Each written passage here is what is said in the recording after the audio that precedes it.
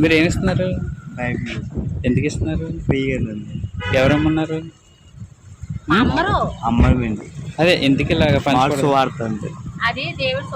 మీరు ఎక్కడ? జై శ్రీరామ్. ఈరోజు అనేక చోట్ల మత ప్రచారం, ఎడారి మత ప్రచారం అనేక చోట్ల జరిగింది.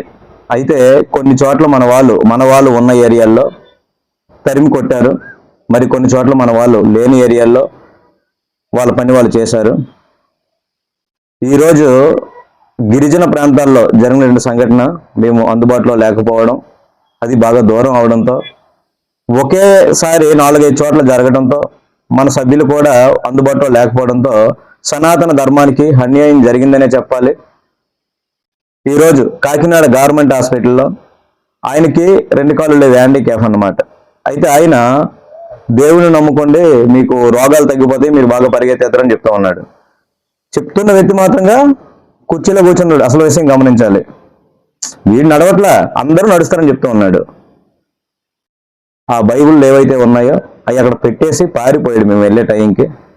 ఇది ఒక సంఘటన జరిగింది. మరొకటి ఏంటంటే, కనీసం రోడ్లు లేవు, బైక్ కూడా వెళ్ళదన్నమాట ఏజెన్సీ ప్రాంతంలో.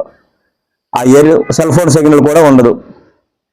కాకినాడకి సుమారు ఒక 70 కిలోమీటర్ల పైనే వస్తుంది. అక్కడ కూడా వీళ్ళు గొర్రెలందరూ కూడా వెళ్ళిపోయి, ఇంకా మనల్ని నమ్ముకుంటే మీకు మొత్తం విమానాలు తిరిగేస్తుంటాయి ఈ రోడ్లో చెప్పానంట. చూడండి, బస్సు, ఆటో, కారు వెళ్ళని ఏరియాలో విమానాలు కూడా తిరిగేస్తాయి అంటారంట ఈ గొర్రెలు వెళ్ళిపోయి అక్కడికి వెళ్ళి.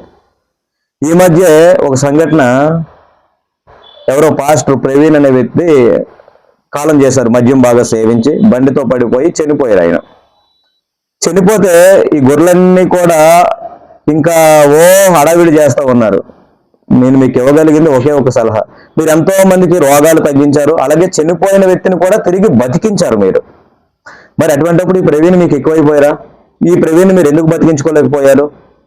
ఇప్పుడు ఈ ధర్నాలు చేయడం, ర్యాలీలు చేయడం ఇవన్నీ వేస్ట్. ప్రవీణ్ అనే వ్యక్తిని బతికించేస్తే అయిపోయింది కదా, ఎందుకు ఇలా చేయలేదు మీరు?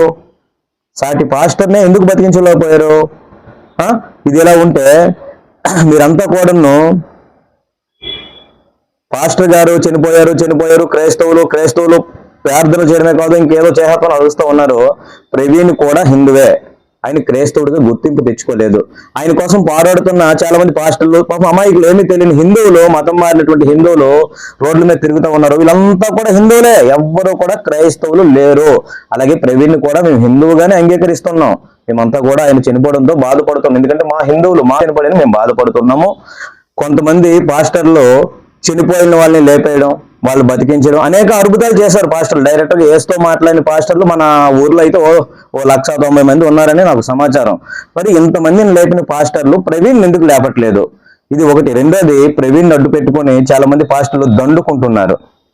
ప్రవీణ్ అడ్డు పెట్టుకొని రాజకీయం చేస్తున్నారు. ఆయన అడ్డు పెట్టుకొని ఏదేదో నోటుకొచ్చింది వాగుతున్నారు. పోలీసు వారు చాలా చక్కగా సీసీ ఫుటేజ్ చూపించి చాలా గట్టిగా వర్క్ చేశారు. ఆయన కోసం ఆయన ఎక్కడ ఆగాడు, ఎక్కడ కూర్చున్నాడు, ఎక్కడ పడుకున్నాడు, ఎక్కడ మద్యం కొన్నాడు, ఇవన్నీ చాలా నీట్ గా చూపించారు. అయినప్పటికీ పోలీసు వారిని కూడా మీరు తప్పు పడుతున్నారు. పాస్టర్ అంటేనే సొల్లుగాడు, అబద్ధాన్ని నిజం చెప్పడంలో నెంబర్ 1 క్యాండిడేట్ ఎవరంటే పాస్టర్. అలాగే నిజాన్ని అబద్ధం చేయడం కోసం పాస్టర్లు గత వారం రోజుల నుంచి ప్రయత్నాలు చేస్తున్నారు. ఇది మానుకోండి. తప్పుడు ప్రచారాలు ఎక్కడైనా మానుకొని మీ గురించి మీరు మాట్లాడుకోండి. అలాగే ఎవరైతే మీ చర్చిలకు వస్తున్నారు, వీళ్ళంతా హిందువులే, మీరు కూడా హిందువులే. త్వరలోనే మీరంతా కూడా హిందువులుగా కలుస్తారని నేను కోరుకుంటున్నాను. విషయం ఏంటంటే, ఈరోజు ఏజెన్సీ ప్రాంతంలో వచ్చి ప్రవీణ్ని లేపలేని పాస్టర్లు వచ్చి చనిపోయిన ప్రవీణ్ని లేపేస్తామని ఆయన లేపకుండా పట్టించుకోకుండా విలేజ్ల్లోకి వచ్చి, కనీసం సెల్ ఫోన్ సిగ్నల్ లేని ఏరియాకి అసలు ఎలా వచ్చారో కూడా తెలియదు.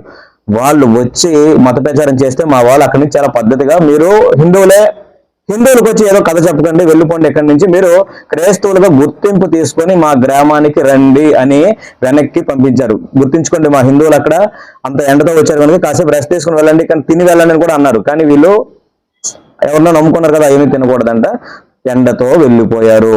ప్రతి గ్రామం నుంచి ఇలాగే తరిమి కొడతారు. రెండోది, మీరు ఒరిజినల్ క్రైస్తవుగా బతకడం నేర్చుకోండి. ఓకేనా?